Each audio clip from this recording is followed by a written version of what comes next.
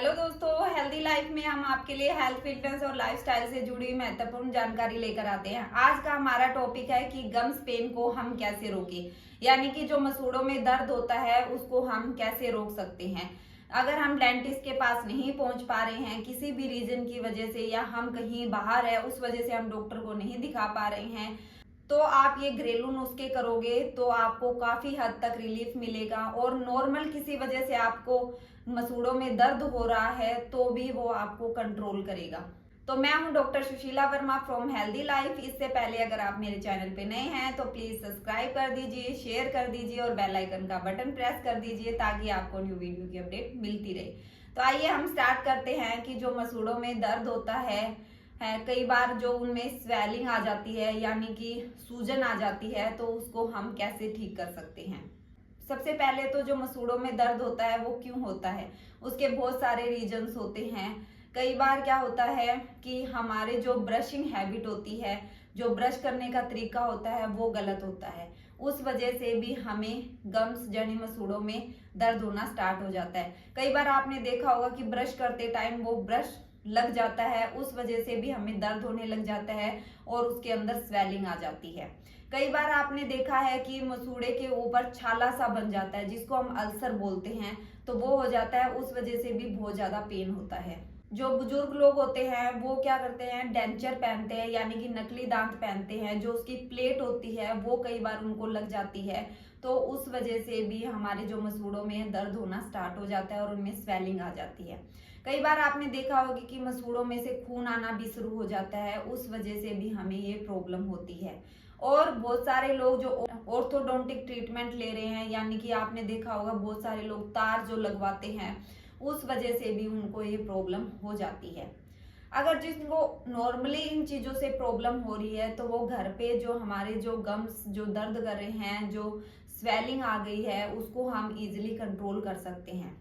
इससे हमारे कुछ टाइम के लिए हमें जरूर रिलीफ मिलेगा। क्या पता हमें नॉर्मली दर्द हो रहा है, जैसे ऑर्थोडोंटिक का मैंने बोला, जैसे मैंने बोला कि आपको ब्रश करने की वजह से या किसी चीज की लगने की वजह से, अगर इन नॉर्मली इन चीजों से आपको दर्द हो रहा है तो ये 2-3 दिन में बिल्कुल रिलीफ करेगा, बिल्कुल ठीक हो जाएगा।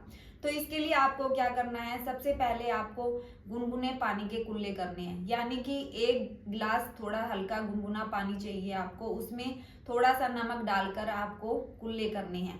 दिन में 2 से 3 बार करोगे तो आप देखोगे कि मसूड़ों में काफी आराम मिलेगा। क्योंकि बहुत सारे लोग इसके लिए टैबलेट खाते रहते हैं, क्योंकि दर्द होता है तो वो टैबलेट खा लेते हैं, पर टैबलेट इसका इलाज नहीं है। इन घरेलू नुस्खों से ही हम इसका इलाज कर सकते हैं। दूसरा, जो हमें मतलब गम्स के अंदर यानी मसूड़ों के अंदर खून आता है, तो वैसे तो इसका परमानेंट ट्रीटमेंट कराना है तो आपको डेंटिस्ट के पास जाना ही जाना पड़ेगा, पर कुछ टाइम के लिए आपको रिलीफ मिलेगा, हफ्ते 10 दिन, क्या पता 15-20 दिन भी आपका काम चल जाए। तो इसके लिए भी आपको नमक पानी के कुल्ले करोगे तो आपको काफी रिलीफ मिलेगा, जो ब्लीडिंग हो रही है वो स्टॉप हो जाएगी आपकी, ठीक है। और आप नमक पानी के कुल्लों की जगह फिटकरी का पानी भी यूज कर सकते हैं। कि बहुत सारे लोग पूछते हैं कि मैम फिटकरी का पानी यूज कर सकते हैं। हाँ, ऑफ कोर्स आप फिटकरी के पानी का भी यूज कर सकते हैं, वो भी हमारे गम्स के लिए बहुत ही अच्छा होता है, यानी मसूड़ों के लिए बहुत अच्छा होता है। एक आप हल्दी का पेस्ट लगा सकते हैं, जो किचन में हमारी हल्दी होती है वो वाली हल्दी आपको यूज करनी है। उसमें थोड़ा सा पानी मिक्स कर लीजिए, अगर पानी नहीं मिक्स करना चाहते तो थोड़ा ऑयल मिक्स कर सकते हैं। हल्का सा जो पेस्ट बनाते हैं, कई बार हम फेस वगैरह पे लगाते हैं ना, उसी तरह हल्का सा पेस्ट बनाना है, बना के उसको अपने दांतों पे लगाना है। उसको भी 5 से 7 मिनट रखिए और फिर नॉर्मल पानी से कुल्ला कर लीजिए। या जो मसूड़े हैं हमारे, उस पे भी लगा सकते हैं। अगर हम मसूड़ों में सोजन आ गई है, दर्द हो रहा है, तो उस पे भी लगा सकते हैं, क्योंकि इसमें एंटीबैक्टीरियल प्रॉपर्टी होती है, ठीक है। तो ये हमारे दर्द को भी ठीक करेगा, जो सोजन आ गई है उसको भी ठीक करता है। और हम क्या कर सकते हैं, टी बैग का यूज कर सकते हैं। कि जैसे ग्रीन टी के बैग्स आते हैं ना, छोटे छोटे पाउचेज आते हैं, उसी तरह क्या होते हैं, चाय के टी बैग बोलते हैं, वो भी आते हैं। तो आपको क्या करना है, 1 कप गर्म पानी ले लेना है, उसके अंदर जो टी बैग होता है वो डिप कर देना है, डाल देना है। जैसे ही उसे 5 मिनट हो जाए, वो नॉर्मल कंडीशन पे आ जाए, यानी कि पानी थोड़ा ना ज्यादा गर्म हो ना ज्यादा ठंडा हो, तो उस टी बैग को निकाल कर टी बैग से जहां जिस मसूड़े पे भी आपको दिक्कत हो रही है उस पे आपको सिकाई करनी है। ऐसे आपको 2 से 3 मिनट कंटिन्यू सिकाई करनी है, उससे आपको काफी आराम मिलेगा। जो स्वेलिंग यानी कि सूजन आ गई है, जो दर्द है वो कम होगा आपका, ठीक है। पर लेकिन आपको जिंजेवाइटिस या पेरियोडोंटाइटिस की दिक्कत हो गई है तो आपको डेंटिस्ट के पास जाना ही जाना पड़ेगा। इन चीजों से आपको परमानेंट ट्रीटमेंट नहीं मिलेगा।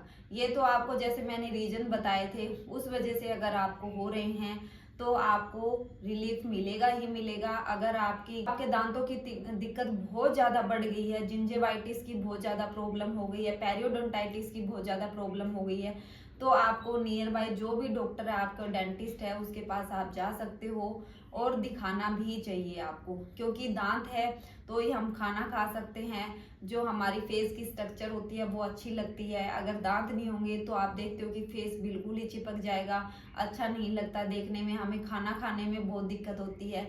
इसीलिए हमें हर 6 महीने में अपने डॉक्टर से कंसल्ट करना ही चाहिए, मतलब एक बार उनको चेकअप करवा लेना चाहिए। इतना वेट नहीं करना चाहिए कि कब दर्द हो तब हम जाएं, क्योंकि वो बहुत ज्यादा दिक्कत बढ़ जाती है, ठीक है। फिर भी इससे रिलेटेड अगर आपके क्वेश्चन है, आपको कुछ समझ नहीं आया हो, तो आप मुझे कमेंट बॉक्स में मैसेज करके पूछ सकते हैं, मैं आपका रिप्लाई जरूर करूंगी। मिलते हैं जल्दी ही नेक्स्ट वीडियो में, तब तक के लिए अपना ध्यान रखिए।